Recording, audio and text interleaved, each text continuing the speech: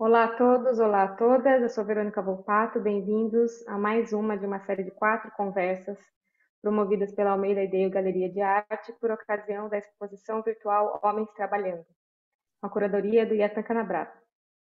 Hoje os nossos convidados são Rubens Fernandes Júnior. Ele é doutor em Comunicação e Semiótica pela Pontifícia Universidade Católica de São Paulo e atualmente é diretor e professor titular da área de comunicação da Faculdade Armando Álvares Penteado, a FAP, e pesquisador e curador independente de fotografia.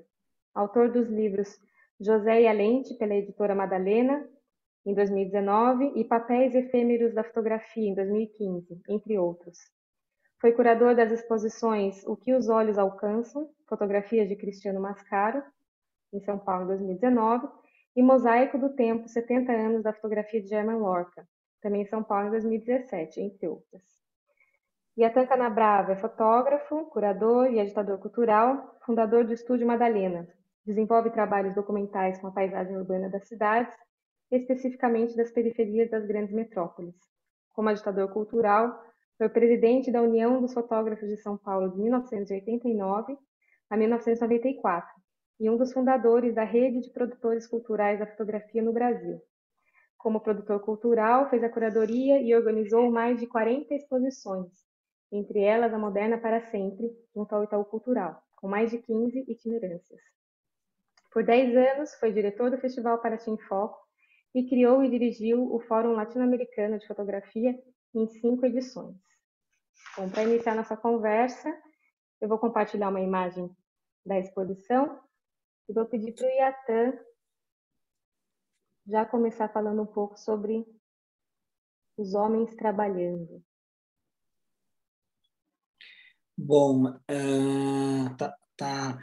Bom, em primeiro lugar, Rubens, muito obrigado por aceitar o convite, né? Porque não é um, é milhares, né?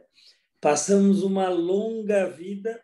O professor Rubens sempre está preparado para uma boa conversa.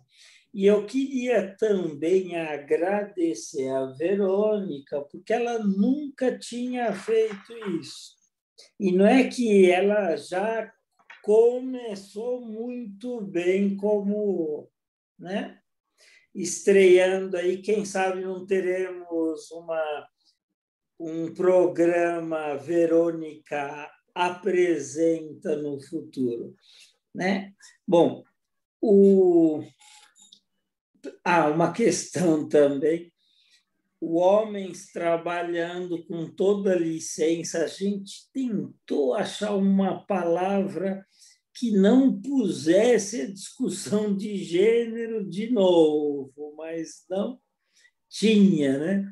Porque a ideia era mostrar que o fotoclube, apesar o Bandeirante, tudo que é conhecido hoje da fotografia moderna paulista, né? Paulista, que apesar de tudo que se conhece hoje em mais profundidade, é um trabalho abstrato que está relacionado desde a criação desse conceito, o estudo desse conceito da modernidade, da geometria, do abstracionismo, mas que no Brasil levou a fama de não ter ninguém com as mãos na obra, nas imagens, né? Porque, obviamente, quem fazia o fotoclube rolar tinha que trabalhar muito, né? Foram até na conversa anterior ou posterior, a gente nunca sabe, né? Em uma das conversas. Em uma das conversas, porque esse mundo online é muito diferente. E numa das conversas, o atual presidente ele fala isso, né?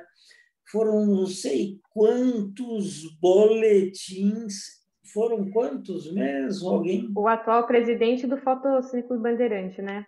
Sim, sim. Mas ele citou Foram um número de boletins, 194, se eu não me engano, mas em 194 com o título de fotos. 29 anos, né? Ou seja, sabe o que é editar um boletim por 29 anos, né?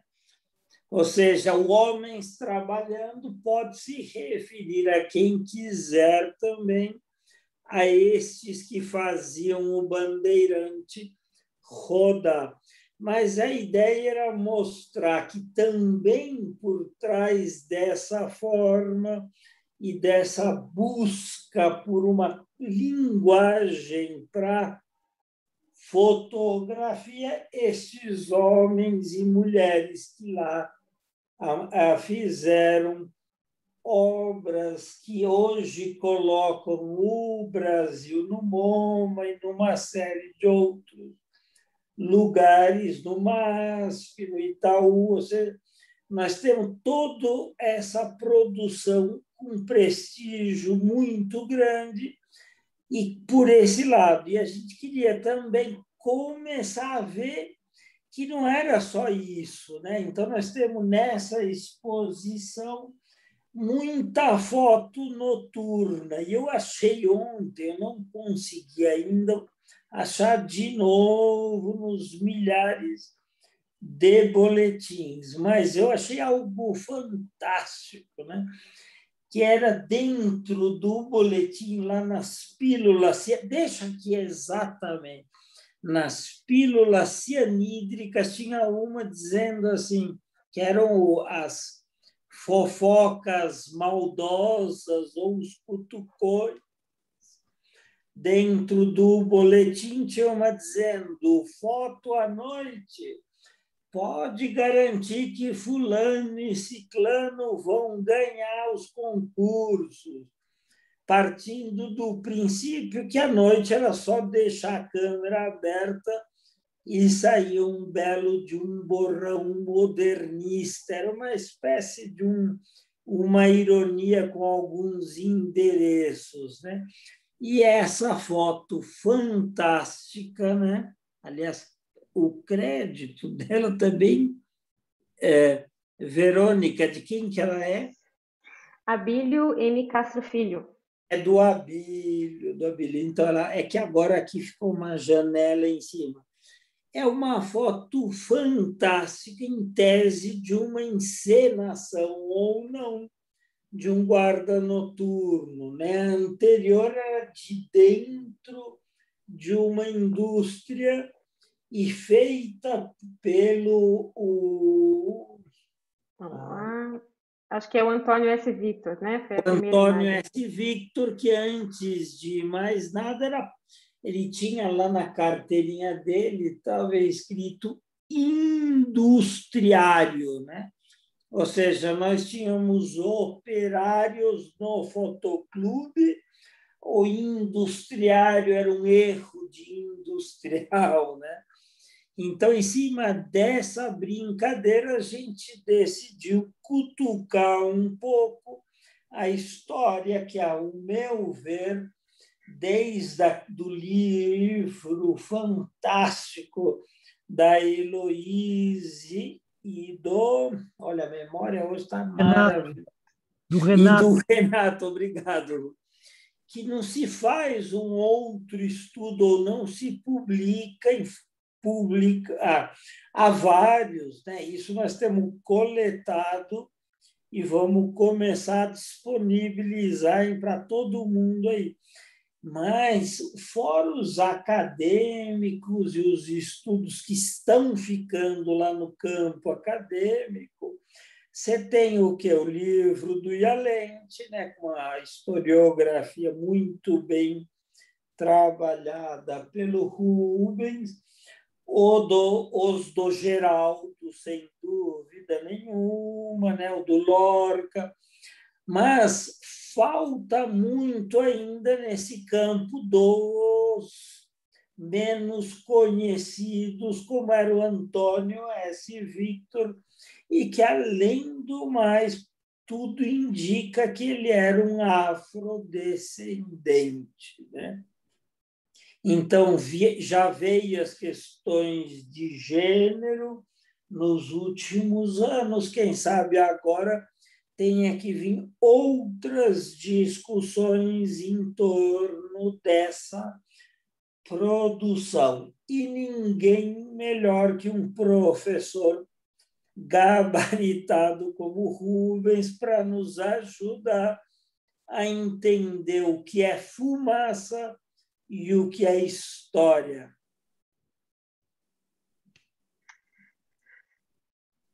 Rubens, você quer complementar ou posso te fazer uma pequena uma pergunta?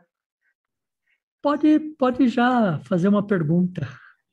Já pegando o gancho aí do Iatan, esse tema, homens trabalhando, né? Tem muitas fotografias dos fotoclubistas nas cidades, construções e galpões. É um tema recorrente no fotoclubismo? Existia temáticas que eles deveriam apresentar em concursos ou são escolhas que aconteciam pelo contexto da cidade, de São Paulo especificamente, né? Eu poderia dizer que são as duas coisas, né? Primeiro, eu acho bom a gente destacar a ideia de que há uma falácia aí no tema, né? Homens trabalhando, né?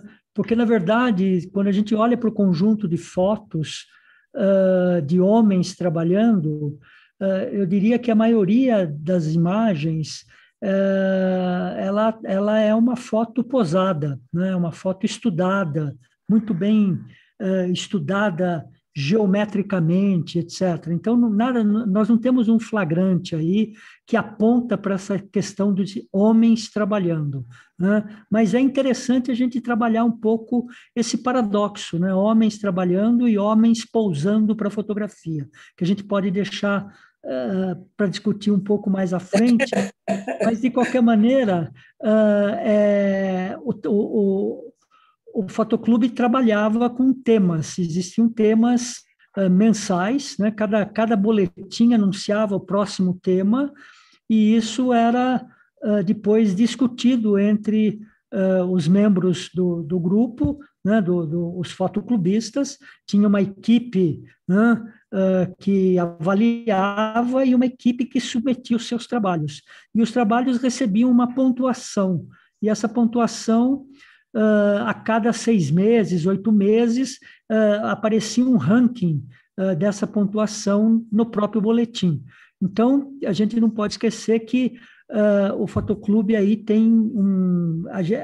indicia uma questão competitiva que também eu gostaria de falar mais à frente.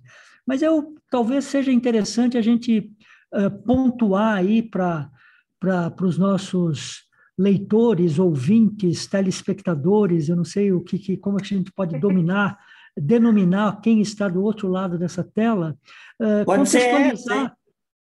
Pode ser, para os que estão do outro lado desta tela, é bonito, hein? Isso. A gente poderia, assim, criar um pouco essa contextualização do aparecimento do clube, da importância dele, né? E eu gostaria de fazer um olhar retrospectivo para a gente chegar exatamente na fundação do Fotoclube Bandeirante, né?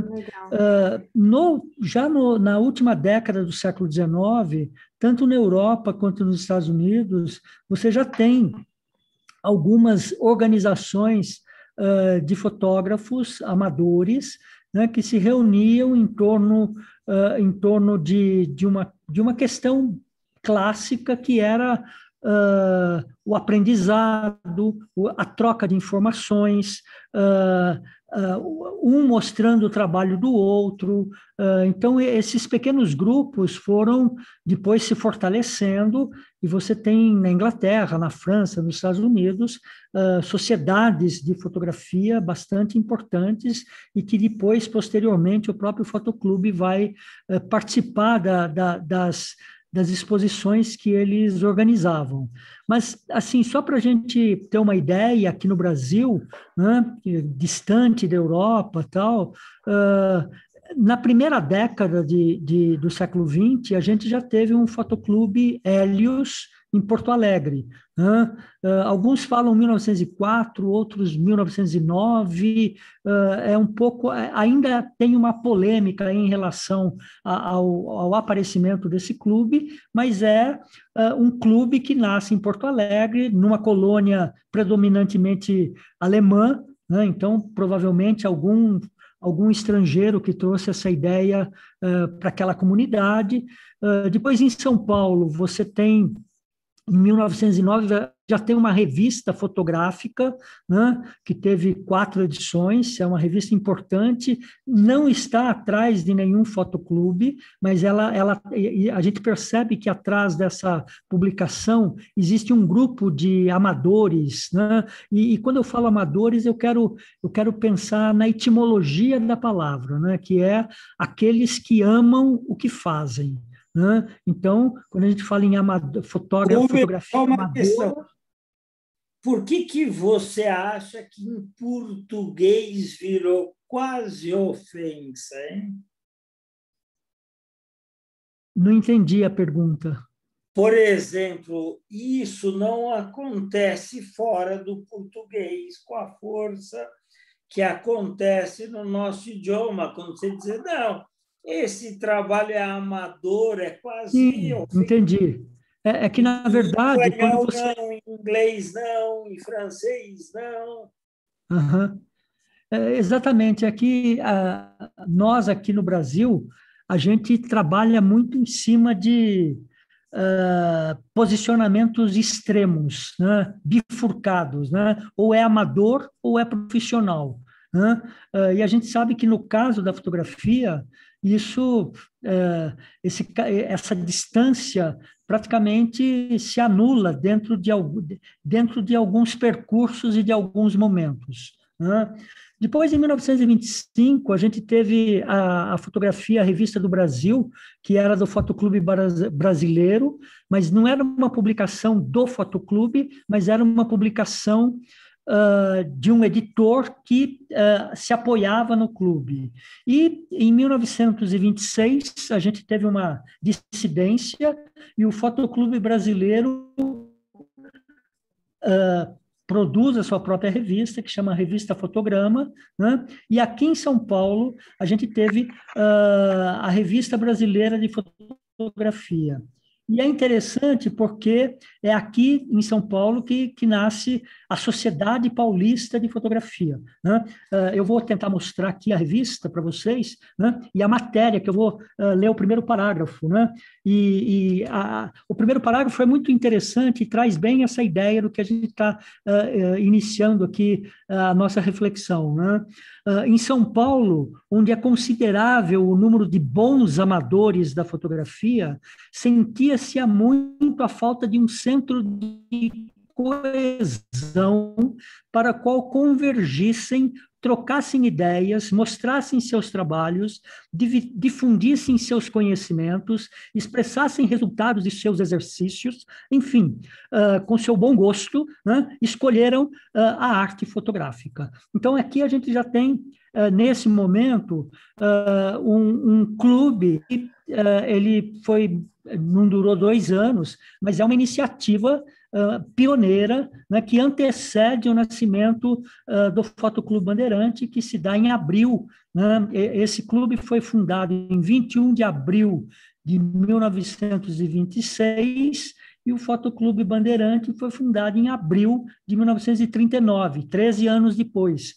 E a gente, chegando no Fotoclube, finalmente, né, a gente pode dizer que o Fotoclube Bandeirante, depois em 45, Fotocine Clube Bandeirante, talvez não, com certeza é a experiência brasileira mais bem sucedida nessa área do fotoclubismo, né? Então, e o que é esse momento, né? Esse momento que a gente pontuou, basicamente, é um momento entre guerras, né? Entre Primeira Guerra e Segunda Guerra, e nesse movimento entre guerras, nós tivemos aqui a chegada de vários estrangeiros, né? Agora não mais imigrantes que vai atender a falta de mão de obra na interior, etc., mas imigrantes que têm alguma condição intelectual, vamos dizer assim. Então, profissionais liberais, você tem fotógrafos, você tem artistas, escritores, né? E a gente pode imaginar aí a importância desse primeiro momento, né? Quando a gente olha para o Fotoclube, a gente tem ali também um conjunto de imigrantes, né? Que vão participar do Fotoclube. Então, assim, só para citar um ou outro nome, por exemplo, o Preising, Theodor Preising, que chega no Brasil em 23, ele é associado de primeira hora do Fotoclube, né? Você tem o Eggio, né, que é um outro fotógrafo alemão, que também é a capa do primeiro Salão Paulista de Fotografia, assinada por ele tem o primeiro prêmio. Você vê que é um fotógrafo estrangeiro também. Então, ali há uma combinação entre o desejo de alguns fotógrafos brasileiros, descendentes de estrangeiros, muito provavelmente, né, e desses fotógrafos estrangeiros que estavam chegando, há ali uma convergência de interesses para montar um clube aos moldes dos clubes europeus, como eles afirmaram inúmeras vezes, né? Então, eu acho que esse cenário é importante e é um cenário onde você tem principalmente na década entre 1900, final do século XIX até os anos 30, né, você tem o ouro negro, né, você tem o café, né, sendo exportado em milhões e milhões de sacas e que vai criar, particularmente na cidade de São Paulo, um polo de cultura e de economia e de emprego, etc., e vai atrair muita gente. Então, São Paulo, até 1930, ele é realmente um polo importantíssimo, e quando o Fotoclube Bandeirante é fundado, em 39, a crise de 29 e 30 já passou, né? Eu me lembro, numa das entrevistas que eu fiz com o Thomas Farkas, eu falei assim, uma das perguntas que eu fiz para ele era qual é a primeira lembrança que ele tinha do Brasil. E ele falou assim, a primeira lembrança é o cheiro do café, porque quando eu subi de Santos para São Paulo, o cheiro do café era durante todo o percurso. Por quê? Porque eles estavam queimando o café que não seria exportado devido à crise de 29. Então, aquelas toneladas, aquelas milhares de sacas de café sendo queimados no porto, em São Paulo, na ferrovia, etc., etc. Então, era a lembrança mais forte que ele tinha, era exatamente essa, né? Então, é importante a gente situar esse momento para a gente poder entender, né, como que o Fotoclube vai se estabelecer em 1939, né, e como ele vai, a partir dos anos 40, deslanchar. Outra coisa importante que eu gostaria de destacar é a importância, nesse período, das casas fotográficas, né? Então, nós tínhamos a Fotótica, que é da família Farkas, de 1920, nós temos a Cosmos Foto, né? Que é da família Laszlo, que é húngaro também, foi um sócio do Farkas e depois eles dissociaram, né? Então a Cosmos Fotos era importante. Depois você tem São Paulo Fotográfico, né? Que era uma casa bastante frequentada, bastante importante, onde o German Lorca sempre nos coloca, deixa muito claro que a primeira câmera fotográfica ele comprou lá, né? A Casa Stolze, que era uma casa alemã, a mais antiga de todas, de 1874, né? E você tem a Fotodominadora, que é uma das casas ali na Rua São Bento. A Fotodominadora era de dois apaixonados pela fotografia, o Lorival Bastos Cordeiro e o Antônio Gomes de Oliveira, né? E era um dos centros onde esses amadores se reuniam no final da tarde para trocar informações. E na Fotodominadora é que surge a ideia de por que não fazer um clube aos moldes do clube europeu. Eles colocaram um livro, né? E nesse livro nós tivemos ali mais de 100 assinaturas de pessoas interessadas em fundar um clube, né? E esse clube, então, na sede do Clube Português, que cedeu por empréstimo, né? E se chamou Fotoclube Bandeirante. Claro, Bandeirante porque é a representação máxima da história da cidade de São Paulo, né? Independentemente das questões políticas, né? Porque o bandeirante matava índio, escravizava, etc., etc., né? Para não aprofundar muito nessa questão, mas, de qualquer maneira, o bandeirante era o signo mais potente ali naquele momento, que representava o paulista, né? A cidade de São Paulo e o estado de São Paulo. Então, em abril de 39, é fundado o clube no prédio do Martinelli, né, no edifício Martinelli, na sede do Clube Português. Então, essa composição de situações é muito interessante para a gente ter um primeiro overview sobre o aparecimento do Fotoclube Bandeirante. Legal, já tem uma pergunta aqui da sua fala, que é que você disse que o Cineclube Bandeirante, o Fotoclube Bandeirante, foi fundado aos moldes dos clubes europeus. Será que a gente pode afirmar que ele superou ao longe os fotoclubes europeus e tem uma característica própria, uma importância muito grande dentro desse circuito, até mundial, talvez? Eu não sei se eu posso assim ser categórico nessa resposta, mas, de qualquer maneira, o Fotoclube Bandeirante está entre as grandes iniciativas, né? Eu falei a iniciativa de maior longevidade e a de maior sucesso no Brasil, mas, seguramente, se a gente olhar para o Mapamundi, é uma das experiências bem-sucedidas que a gente tem, né? E essa experiência bem-sucedida, ela não se dá apenas pela existência do clube, é por uma série de fatores que o clube assume para si uma responsabilidade que diferencia de muitas outras organizações. E uma delas, como já lembrou aqui o Iatan, é a própria edição do boletim do Fotoclube Bandeirante. Quer dizer, você ter uma publicação, né, é ali, naquele momento, a garantia de que você terá uma informação para o futuro, né? Então, a edição do boletim, aí eu estava revendo os boletins aqui para me preparar para essa conversa hoje, e o boletim nasce em 1947, né? E é interessante porque em 1947 é a primeira visita que a FIAP faz ao Brasil, que é a Federação Internacional. Quer dizer, quando a FIAP vem para o Brasil e eles já imediatamente publicam o boletim, é porque você vê que aí tem uma relação, né? Quer dizer, olha, se vocês quiserem realmente se consolidar como um clube internacional, tem que ter uma publicação, tem que ter salões, tem que ter, enfim, o salão que era paulista passa a ser internacional. Então, você tem aí um salto de expectativa daqueles que coordenavam o clube, né?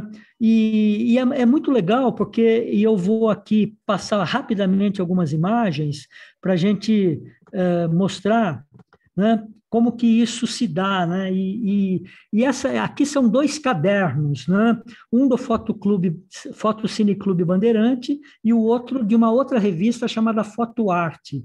E esses 2 cadernos, na realidade são 4 cadernos, é desse amador que está aqui no cantinho, Mamed F. da Costa, que não é um fotógrafo consagrado, né? Mas ele reuniu nesses cadernos todos os salões que ele participou, tudo que ele fez no Fotoclube, né? E eu achei isso num sebo, né? Quer dizer, provavelmente isso foi passado para frente pela família, né? E o que é mais interessante, que é mais legal, é a gente ver a quantidade de informação que tem num simples caderno de um fotógrafo amador que frequentou o fotoclube entre os anos final dos anos 50 até os anos 70, né? Então nós temos aí, né? Eu vou passar, e isso é a minha área de interesse, né? Então a gente tem, por exemplo, né? Essa boniteza dessa flâmula de 25 anos. E você tem o logotipo do clube aqui ao lado, né? Quer dizer, essa papelaria que me interessa e me interessa muito, né? Porque conta uma outra história. Dentro dos cadernos, ele vai colocando os salões que ele participa, e quando o salão é nacional ou internacional, ele publica as fotinhos do salão, tá vendo aqui? Né? Ou seja, você tem aí um documento diferenciado do documento do Fotoclube, mas é um documento que eu considero da maior importância, né? Porque ele vai documentando, né? Desculpa aqui, ele vai colocando em circulação e ele vai trazendo as etiquetas todas. Então, o salão de Portugal, o salão da Espanha, da Itália, desculpe, aqui o salão de Volta Redonda, e aí você tem a questão do design, a questão das artes gráficas, você tem outros elementos que são importantes para a gente avaliar a presença desse movimento, né, dentro de um escopo maior, né? Então, aqui uma mostra internacional na Itália, uma mostra internacional em Santos, aqui uma foto dele que tem a ver com a cidade, né? É uma foto panorâmica super bonita, super gráfica, que tem o cidadão lá no fundo, do lado direito, né? Bem, uma composição bem fotoclubista, vamos dizer assim, né? Então, é interessante ver como que e eu fico imaginando que cada um dos associados deve ter feito o seu álbum, né? Esse é um álbum que eu recortei rapidamente hoje pela manhã para trazer aqui para ilustrar a nossa fala, né? Então, praticamente tenho as etiquetas de todos os salões que esse Mamed participou, né? Então, aqui a 57, o 16º salão, o 23º salão, em 64, né? Depois aqui uma obra dividida no 34º salão. Então, é muito legal a gente ver isso aqui. Né? Aí, Rubens. Se ele guardou os selos, é porque onde estão as fotografias que elas deviam estar coladas, né? Isso é muito, é uma brincadeira, mas tem um sentido meio duplo aí, porque ele é curioso, né? A maioria jamais tiraria o selo da foto, né? E o Mamed decidiu que era mais importante a iconografia dos selos dele. Achei muito legal isso. Eu fico imaginando que isso são sobras, né, que ele foi colecionando. Imagino. Daí tem um livro muito importante, porque faltava uma bibliografia em português, né? Então, eu tenho um conjunto de livros que ensina a fotografia, e nesse livro que eu estou mostrando aqui à direita, Fotografar, Arte e Técnica, olha só o que tem na última página, né? As fotografias marcadas com asterístico foram gentilmente cedidas pelo Fotoclube Bandeirante, pelo Fotoclube. Então, que é antes de 45. E nesse livro em particular, a gente tem fotos do Warszawski, do Thomas Farkas, do Ialente, do Preising, do Peter Shire, que eu esqueci de falar, do Laszlo, Janusz Laszlo, né?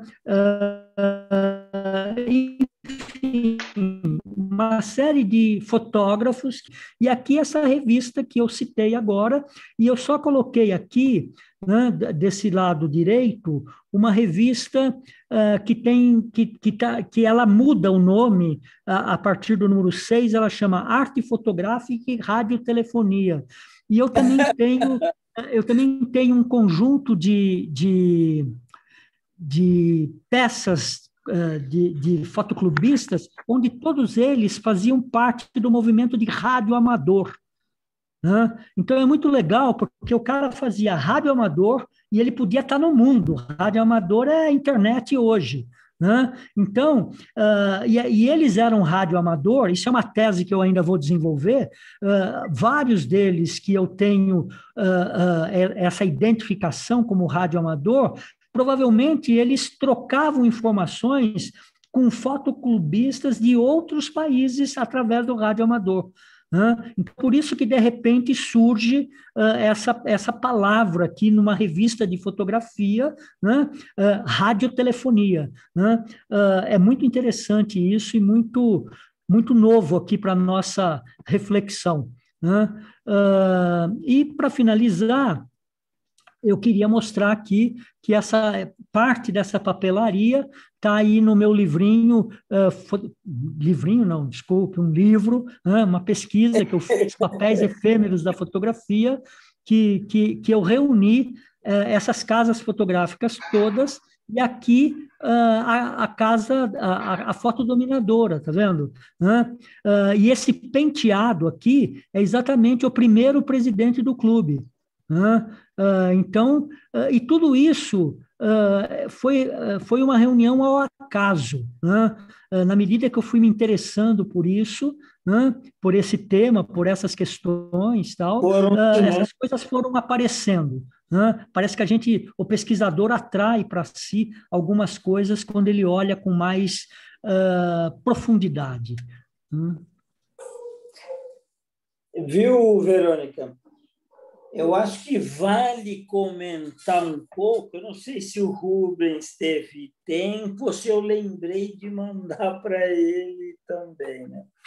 Há uns meses atrás, que ela já tinha estado aqui no Brasil, mas ela só lançou a tese dela foi em janeiro de 20, março de 20, ou seja, já tínhamos a pandemia, que a Lisette Fentali. Ela é uma menina que vai participar numa dessas conversas, ela vai estar com a Verônica, e que é muito interessante porque ela partiu de outros dados, né? E ela pegou a coleção da FIAP, que ela teve acesso, né? Eu até tenho aqui alguns,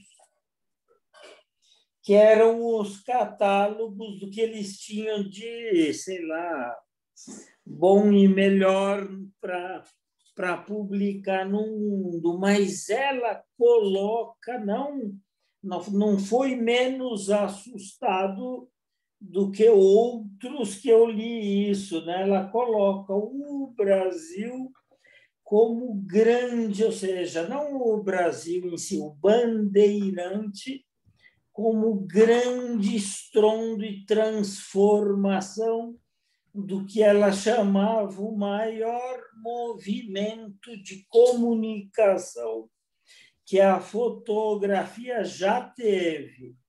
E ela diz ainda, para maior espanto de muita gente, que se a história tivesse sido justa, o papel que cabe hoje às grandes agências de jornalismo e às grandes figuras também, né? Os estrangeiros, por exemplo, aqui no Brasil, da segunda leva, né?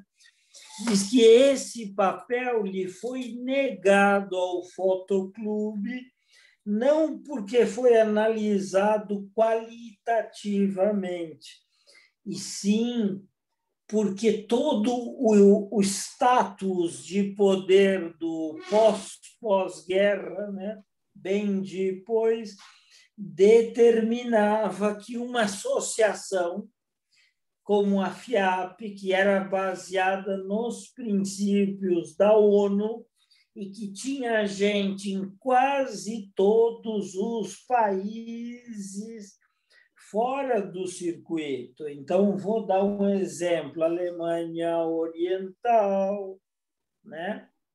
A Alemanha Oriental não podia ter um lugar na nova revolução das revistas, a não ser ao lado da Rússia, né? Então, ela coloca o Brasil, por um lado, lado a lado, chefiando tudo isso. Não há politicamente essa chefia, mas num sentido, ela tem uma frase interessantíssima onde ela diz assim, que para qualquer evento que aparecesse no mundo, Bandeirantes teria uma gaveta cheia de fotos de primeira qualidade para enviar.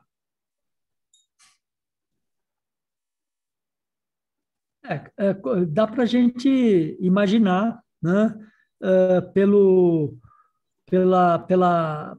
próprio arquivo do Fotoclube Bandeirante, né, e por todo o desdobramento que eu tenho acompanhado aí, né, uma das conversas, na conversa que nós tivemos hoje, Verônica, a gente falou um pouco de como despertou esse meu interesse e tal, né? O meu interesse é a fotografia brasileira, né? Mas quando eu vim para São Paulo para fazer a universidade e tal, um dos meus mentores foi um tio, né? Henrique Verona Cristófani, irmão da minha mãe, que era fotoclubista, né? Ele está presente no fotoclube desde os primeiros boletins. Ele fazia mais cinema que fotografia. Mas quando eu, lá nos anos 70, me interessei pela fotografia, ele que deu a primeira coleção de boletins para mim, falou, olha isso aqui, né? E ele é que vai realmente fazer o primeiro grande traçado do que era esse clube, né? E a partir dos anos 80, quando eu já fui para o mestrado e já comecei a ter interesse em ter um arquivo de fotografia, eu comecei a frequentar, né, primeiramente os sebos, né, e depois, a partir dos anos 80, praticamente, quando surge a Feira do Bexiga, Edito Calixto, etc., as coisas começam também a chegar nesses lugares. E é incrível, porque um dos nossos fotógrafos aqui, da exposição, deixa eu achar o nome dele aqui, é o Newton, né? Newton Chaves. O Newton Chaves, eu me lembro na Feira do Bexiga, uma mala enorme, com todas as coisas dentro. E evidente, eu falei, eu não posso comprar tudo isso, primeiro porque era um preço que fugia das minhas mãos, né? Mas provavelmente a família mesmo deve claro, assim que ele morreu, a família descartou.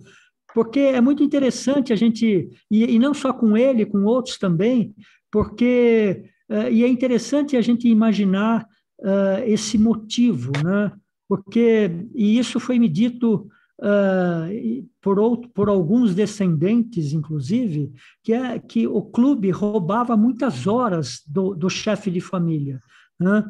O chefe de família, algumas noites, ia para o clube. Sábado e domingo ia para o clube, ou ia fazer excursões no clube, né? Então, quer dizer, você tirava a figura do centro da família e colocava ele numa atividade que ele era apaixonado, que era a fotografia. E nem sempre... Assim que morria, a viúva punha fogo ou vendia na Benedito. Então, assim que o cara morria, que esse amador desaparecia, as coisas também saíam da cena familiar, né? E aí eu me deparei inúmeras vezes com conjuntos como esse do Newton Chaves, que eu tive a oportunidade de escolher, porque como eu era um cliente antigo do meu fornecedor, eu falei, então escolha o que você quiser e você tem prioridade, e depois a mala eu tento vender de outro jeito e tal. E daí aí que eu escolhi os cartões, por exemplo, de radioamadorismo, coisas que começou isso já tem mais de 10 anos, 15 anos, outras conexões, né? Mas também surgiram outras imagens, outras fotografias, né?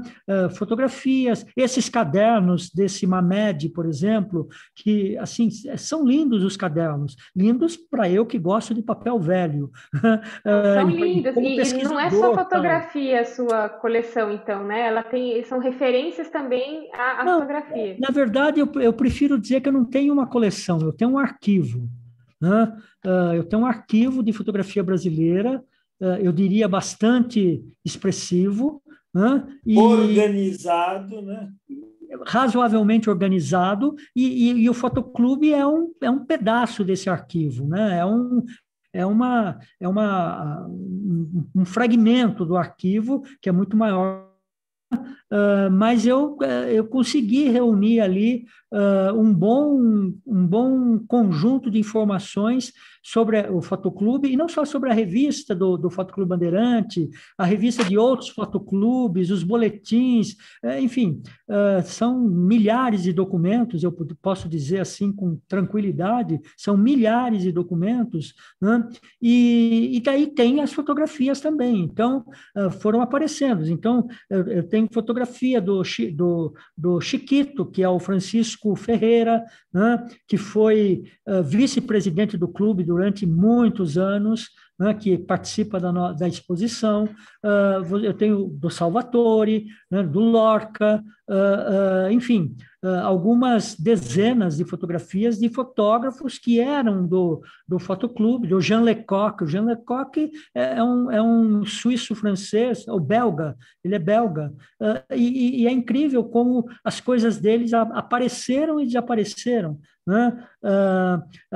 Depois, enfim, são conjuntos que foram disponibilizados e que, infelizmente, não poderia ter sido doado tudo para o Fotoclube, por exemplo, né? E daí o Fotoclube teria uma outra musculatura em termos de arquivo, mas a família preferiu simplesmente se desfazer. Então é muito estranho essa atitude, né? Mas compreensível do ponto de vista dessa Mas viu, ideia Rubens, de que os eu acho fotógrafos que. roubavam o tempo dos filhos e das esposas.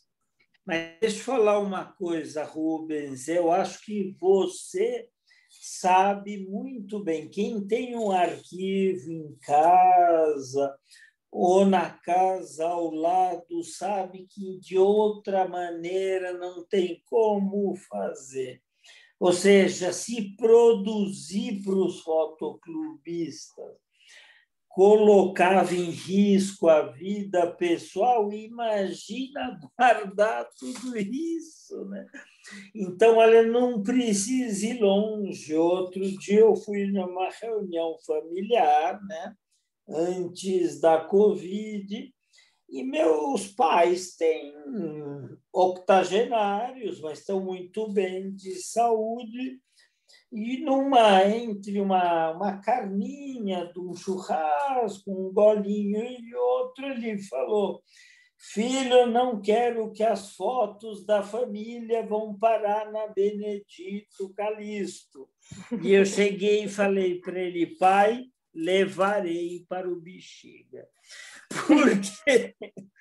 Porque eu guardei papel até o outro dia, gente. Quando eu tive que mudar da última vez, se eu falar que eu tenho 9 lugares da cidade com caixas, papéis, e não é só história, não, né? Eu fiz Lei Rouanet.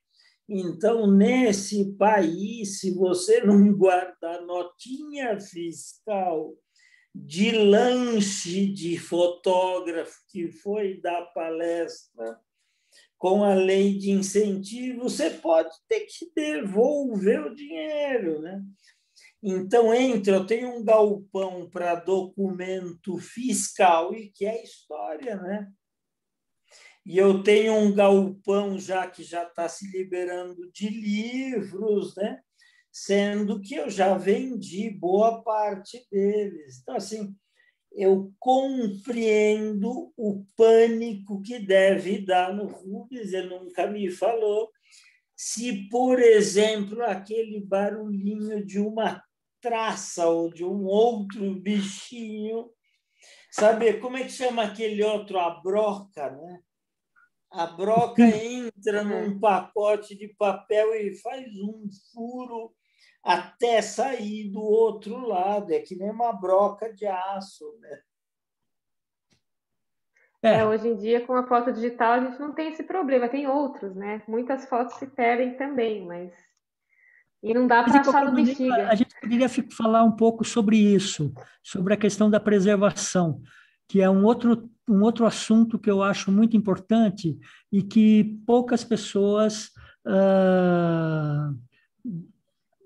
como diria, poucas pessoas dão uma relevância para esse aspecto, que é a longevidade das cópias produzidas pelos fotoclubistas, inclusive essas que estão na exposição. São Isso significa o incríveis. quê? Significa que o fotoclubista, a condição sine qua non para você ser um bom fotoclubista, era você ter domínio de laboratório. Né?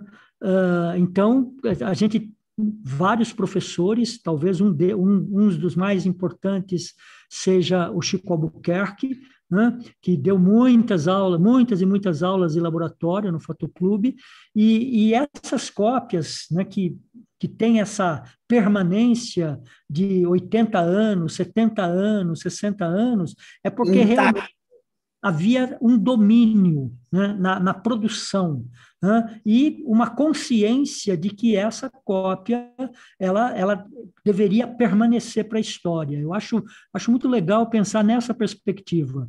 Afora o que, a gente tinha a Casa Cosmos, essas casas que eu falei, né? Então a Fotótica, a Casa Cosmo, a Casa Stolze, a Fotodominadora, eles tinham um chefe de laboratório, normalmente um alemão, né, que era o responsável pela qualidade das cópias. E muitos associados do Fotoclube, que ainda não tinham o domínio do laboratório, eles ampliavam com esses técnicos desses laboratórios. Então, olha a importância das casas fotográficas que tinham um chefe de laboratório que produzia, que fazia controle de qualidade das cópias, né? E graças a tudo isso, a esse conjunto de fatores, é que hoje a gente pode ver uma exposição como essa que está aí, né? Por exemplo, como outras que a gente já viu. Né? Por quê? Porque as cópias têm qualidade, independentemente da função estética que elas carregam ou não. Né? Verdade. Muito bem colocado. A gente perceber esse assim, por exemplo, o Geraldo de Barros, né? Ele entrou para o clube para aprender laboratório. Né? Ele aprendeu tanto que dominou completamente a técnica, né? E caiu fora. Ele já não se interessava mais pela técnica, porque a técnica era aquilo. Ele agora A depois ele vai se última expressar como coisa que linguagem. sobrou no Bandeirantes foi o laboratório, né? Ou seja, quando a gente tentou resgatar, né? Foi feito comodato das fotos que lá tinham, muita coisa ainda está lá, porque aí tem outro detalhe, né, Rubens? Chegou a década de 70 com o filme negativo cor, né? Uma das maiores tragédias que a indústria já fez na fotografia foi esse interregno curtíssimo de 20 anos, que é basicamente início de 80, não, é 75 a 95, em que jornalismo, em que autoral, tudo passou a fazer negativo cor, revelado em máquina, e que acabou tudo já, né? E é interessante a gente se concentrar um pouco na exposição, né? cujo título, como a gente já falou, Homens Trabalhando, né? E é uma exposição que reúne 55 fotografias e 35 fotógrafos. Dentre os 35 fotógrafos, 2 mulheres, né? Então, aí a gente já vê um pouco a proporção do que significa a presença feminina no clube. E a outra coisa, dentre esses 35 fotógrafos, 8 deles sempre foram da diretoria do Fotoclube, né? Então, Eduardo Salvatore, Arnaldo Florence, Rubens Scavone, Francisco Ferreira, o Chiquito, Plínio Silveira Mendes, Ângelo Francisco Nucci, José Lente, né? São nomes que estavam na diretoria do clube. Então, aí a gente pode também, e é interessante, porque quando você pega o Eduardo Salvatore, ele tem aí 5 fotos, eu acho, na exposição. Isso é uma predominância dele como presidente por quase 50 anos do clube, né? Não me desculpe, Rubens, há um engano aí que precisa ser esclarecido. É muito difícil achar essa temática lá dentro. Por quê? Porque a gente tem ali metade das fotos estão à beira da temática. Quem está trabalhando é o fotógrafo e a gente sabe disso, né? E o que me fez buscar essas cópias do Salvatore, né, foi que ali tinha um militar, o padre, tinha 64, gente. Porque o que sempre me incomodou é que, como um grupo tão grande, isso começa. Uma vez eu fui para Pernambuco levar em Recife uma amostra do Itaú que chama Moderna para Sempre, que eu que montei, organizei e tal. Cheguei lá, o crítico, nosso grande amigo Rodrigo... Espera aí que já vem, a memória não anda muito boa. Moura, o Rodrigo Moura, eu convido ele, ele vem, fala, Iatan, que bela montagem, que exposição linda, fantástica, mas vamos falar a verdade, né? Isso daqui é elite paulistana e arrebenta em 1 hora de palestra com argumentos bem fundamentados, o que era uma ode ao poder da elite paulistana, né? Então, o que acontece? A única coisa que a gente tem tentado fazer não é anular essas figuras, porque eles eram um império mesmo, né? Como você começou a tua coleção meio por acaso, a minha também, né? O Ialente, a família Ialente, apareceu um dia em casa e falou, olha, não sei mais o que fazer. E aí eu fui aqui na Vila Madalena, onde era o sacolão da Vila Madalena, e tinha 1.400 prints em sacos pretos de lixo, de algo que estão ainda 490 aqui perto, guardados, né? Então, esse volume agressivo tinha saído de um armário na visita de entrega de um apartamento vendido pela filha dele, né? E quem estava me trazendo eram os netos, eles tinham ido atrás dos museus. Qual é o museu hoje que você pode fazer? Bater na porta e perguntar se eles recebem 1.400 fotografias indiscriminadas. E ali tinha Geraldo, ali tinha Oiticica, ali tinha, porque eles, né? Eu até lembro, Rubens, que uma vez na casa do Milton Cândido, faleceu até agora há pouco com a Covid, estávamos lá. e, de repente, aparece uma belíssima foto da Gertrudes, né? Estávamos Porque juntos. parece que ela deu de presente para Alice Kange, que é a mãe do Milton Kange, filho do Tufi. Só um outro comentário. O Polacou parece que era um laboratorista impressionante, viu? Porque ele foi o responsável pelo intercâmbio com os norte-americanos, né? Que é algo que a gente começou a achar pistas, né?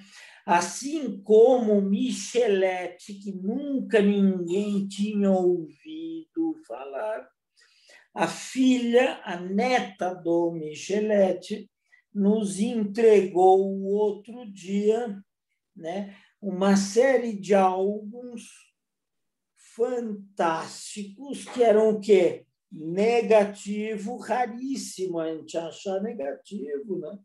A gente acha cópias, mas era o negativo, do lado de trás, a prova de contato ou uma copinha um pouquinho maior, o corte e as instruções de laboratório que parecia que não eram para ele mesmo, né? Então, aí a gente vai investigar mais para tentar saber do que se tratava aquela coisa. Então, hoje, a nossa ideia com esse material é ver se alguma instituição tem condições de acolher sem desmontar, porque um negativo num saquinho de papel, como é que chamava aquele papel que se usava para pôr negativo?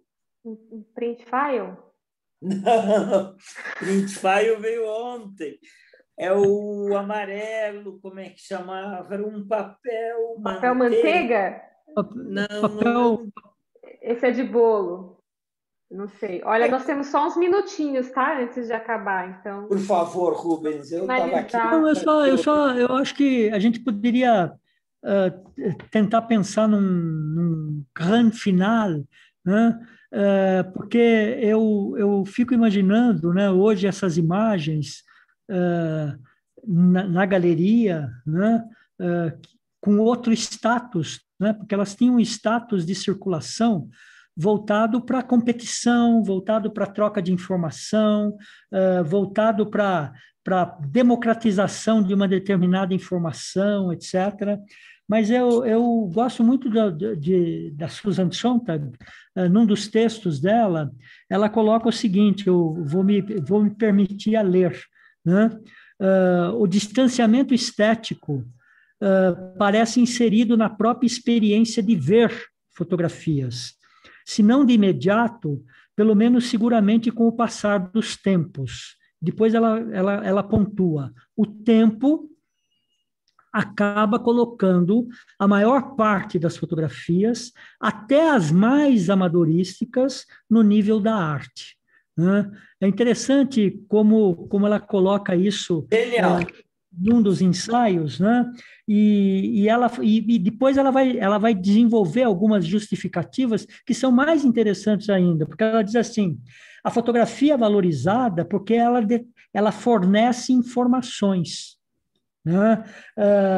Ela nos dá conta do que existe, ela é uma forma de inventário. Então, quando você olha essas fotografias exibidas aí, cada uma delas é carregada de pequenos sinais, onde a gente identifica, ou a gente potencialmente pode identificar o local, pode identificar o tipo de trabalho, pode identificar a roupa, pode identificar o material, né? Concreto, tijolo, ferro, enfim, é esse o inventário.